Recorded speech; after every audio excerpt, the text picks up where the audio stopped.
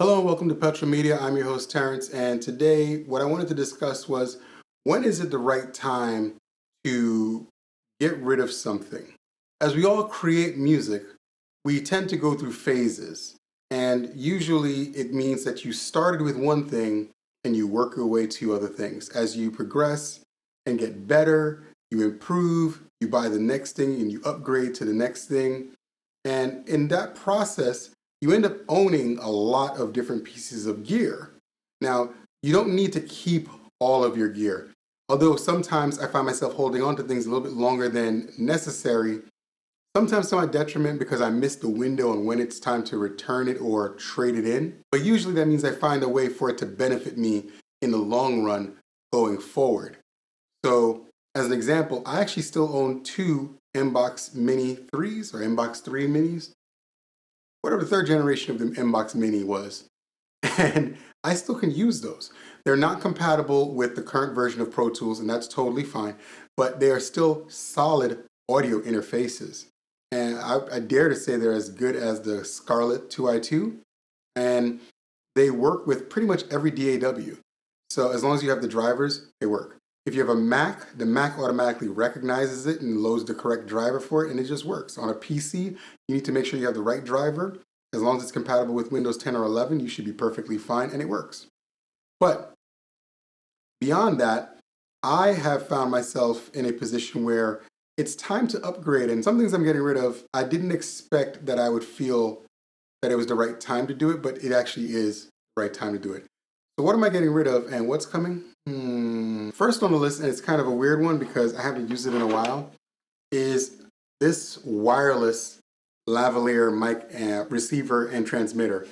I haven't used this in about, I want to say 2.5 years. I used to use it for various gigs and different scenarios.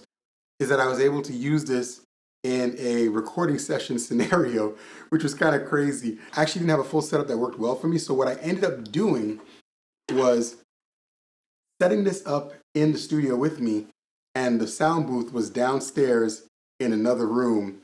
And the person I was recording could wear this. And even though they were recording into the other microphone, the signal from this one was actually going into a different source. So I wasn't hearing them in the recording. And we could have a whole conversation back and forth. And it worked perfectly fine with no crazy feedback or anything like that. So it was finding a workaround. And it worked well for a long time, but I am not going to be needing this anymore.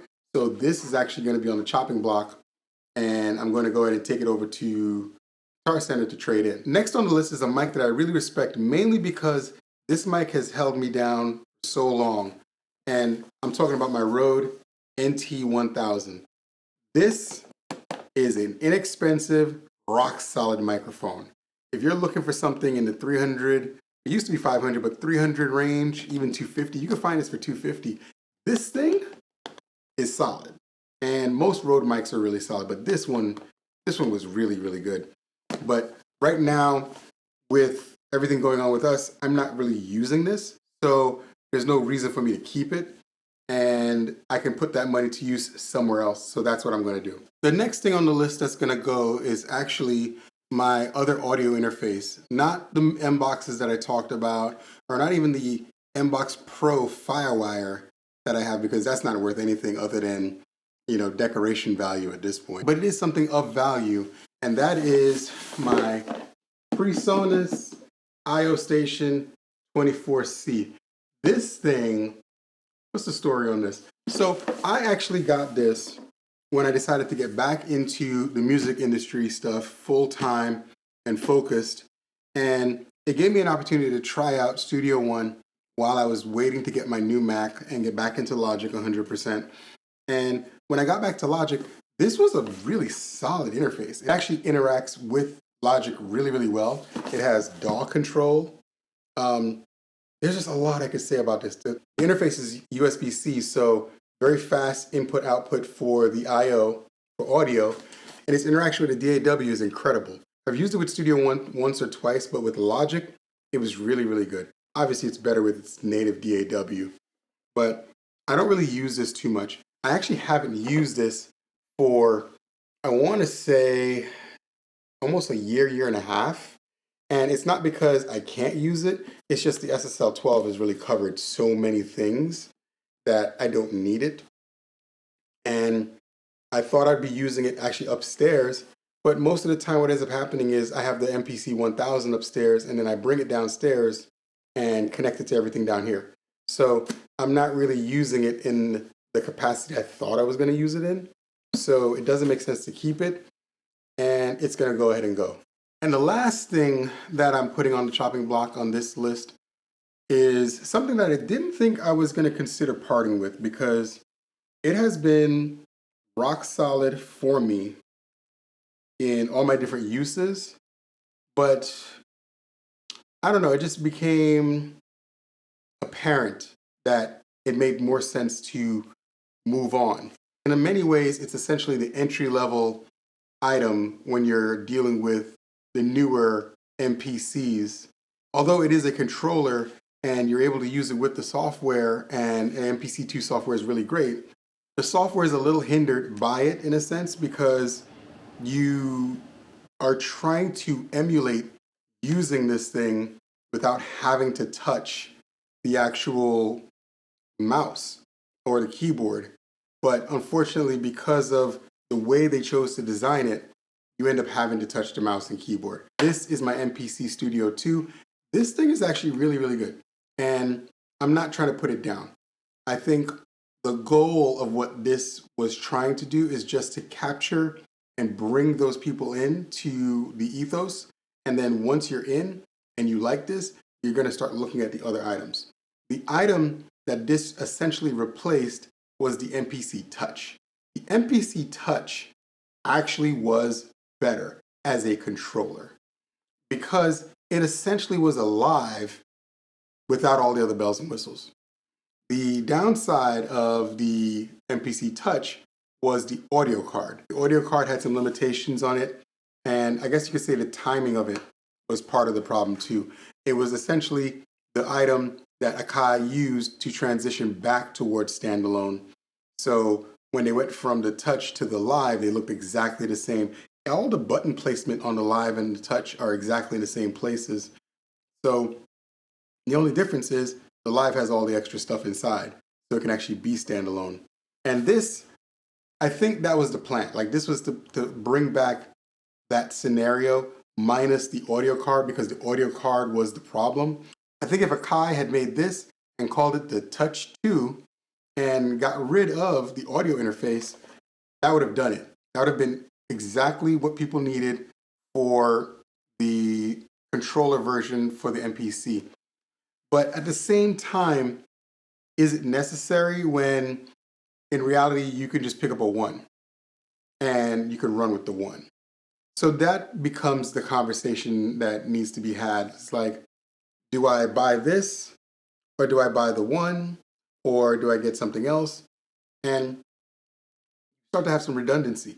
So as you all know, I'm in the market looking for a newer MPC, not because I'm getting rid of anything else. I'm literally not going to be using this anymore. So I decided that I'm going to go ahead and let it go. And I came to that conclusion after many months of research and digging and thinking. And the reality is keeping the 5,000, keeping the 1,000, and I need a solid new MPC. And I think I've made a decision. I'm looking at the 1. I got past the pad situation because it's such a minor thing to really be hung up on. And I was hung up on it for a long time. I'll admit that. I was being an old fogey about it. I was like, I don't want a damn thing because the pad's too damn small. Like, I don't need to be doing that. It's not helpful to anybody. Solid entry-level piece. But then when it's time to have more and do more, you're going to want more. And that's where I'm at right now with the new stuff. I'm looking forward to trying out 3.4. And I'm looking forward to having the full control of the desktop version of the MPC software from the MPC without having to actually touch the mouse or keyboard. That will make me a very happy person, because that's my preferred way to work. I prefer to work on the 1,000 and the 5,000 because when I'm in those, I'm not even thinking about anything else. I'm just doing the work, having fun with it. And when I'm using this, I'm doing some extra thinking. And That is not what I want to be doing. I want to be creating. You should take an evaluation of your entire stock of equipment. I want to say every 6 months to every year. And then ask yourself, are you really using this thing, or do you have a purpose for this thing? If you don't have a purpose for that thing, then maybe it's time to let it go. You know what? I think I'm not going to need this right now, or I'm not going to need it anymore, or I've evolved past that. So it's definitely time to upgrade. That's the way upgrading should work. We shouldn't be getting gas and jumping on the bandwagon. When it was time for me to look for the new MPC, I went and literally scoured, searched, talked to so many people. I did a lot of research. I looked at all the different things related to all of the different NPCs. And the reality was, I love the form factor of the X. But if I have the 1000, the 5000, and a 1, I don't need the X. So that's the reality. And there's battery systems for the 1, so I can make it portable if I want to make it portable. I already have the 1000 that's portable. Both of those two things play hand in hand together. The software allows you to make the sessions backwards compatible with the 1000, the 5000, and the 2500. Another reason why I chose those machines. So this makes me more comfortable. It's not going to carry the plugins backwards into these devices, but it keeps the MIDI data, the samples, and where they're placed so that everything can still play and which track. And that's all you really need to go back and forth between old and new. So I'm very comfortable with the decision. So now I just got to go find a 1. I'm leaning towards the 1 Plus more so than the regular one. I would love the retro, but there's something to it. I mean, the newer plugins that are being installed on the 1 take up some space, and the 1 Plus has 16 gigs of internal space. It might be smarter to have the extra internal space for whatever the system needs it for. I already know you're not supposed to save any data on the internal. You save it on the SD card. So I'm prepared for all of that. I'm looking forward to this next step in this next journey. So remember, every 6 months or so, go over all of the equipment that you have, see what you have that you need, see what you just want to keep because of nostalgia, and see what you are truly using, and then ask yourself, do I really need this piece anymore? Then free up your money from that item so that you can actually take that money and go get something that you really need or use it for something else. You got to remember, at the end of the day, these things are just things. And your family, your life, everything else is the important stuff. You know, I've sold many pieces of equipment over the years. Hell, I sold my entire recording studio. It was like 40 grand worth of stuff because family was more important. So when you rationalize things, ask yourself, look at your priorities. What's more important, the gear or the people around you who keep you sane, solid, and true to your path? Remember that when you look at all these different things and consider things. Plus, who doesn't like getting new stuff and knowing that this stuff paid for that stuff? I mean, to me, that makes sense. That's not money coming out of my pocket. That's money that already went out of my pocket. Catch you guys next time.